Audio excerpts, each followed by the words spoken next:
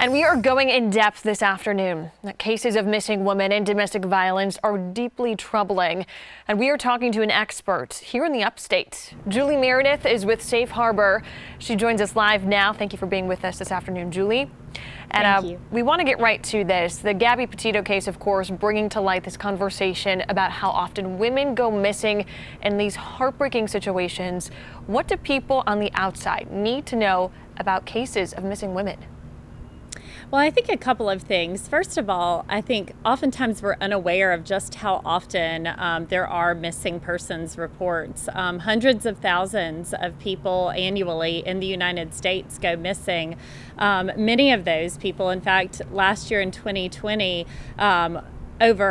close to half of those persons were Black, Indigenous, or persons of color, and yet we oftentimes don't hear many of those cases. Oftentimes, those that end up getting highlighted are those who may be white, upper middle class.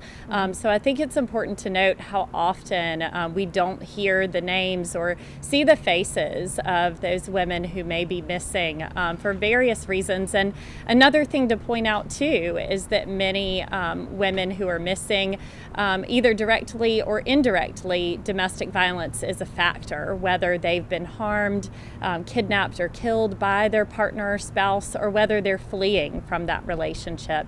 Domestic violence is often a central factor in these cases. What kind of barriers would you say victims face in getting help in a domestic violence situation? Well, lots of times what we see on the outside is a physical incident of domestic violence that's happened, but so often we don't see really the power and control that's going on behind the scenes. Many survivors of domestic violence are isolated from their family and friends. Their activities may be controlled. They may be restricted from money and threatened and intimidated each and every day. And so oftentimes when we ask questions of why didn't that person just leave, we may be really missing that full picture of what's happening in that relationship. Right, there's so much that goes into that, so much emotion as well. Right. What kind of resources are available in our area to help those experiencing domestic violence?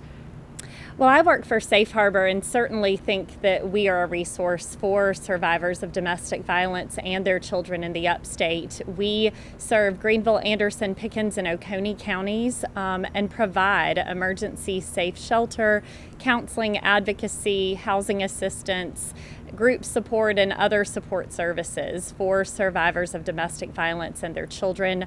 All of our services are free and confidential, and if anyone may need to seek services or just has questions, I would certainly encourage people to go to our website, safeharborsc.org, or call our 24/7 helpline. That's 1-800-291-2139. That's perfect. We have that number on the screen right now for people too.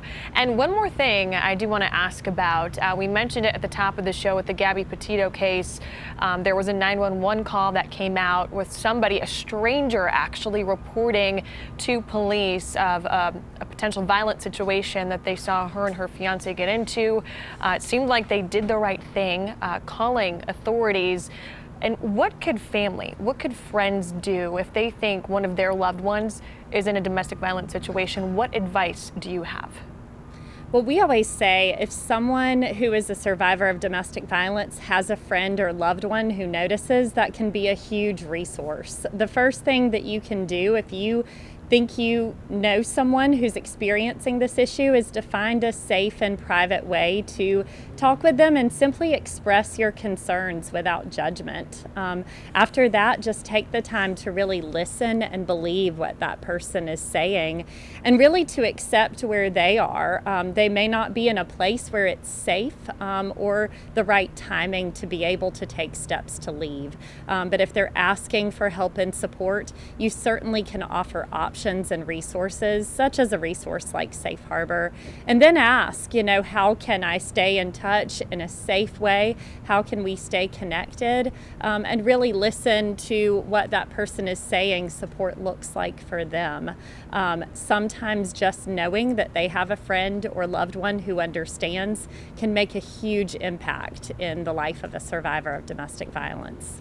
Absolutely. Julie Meredith, thank you for being with us. Important insight Thank today. you.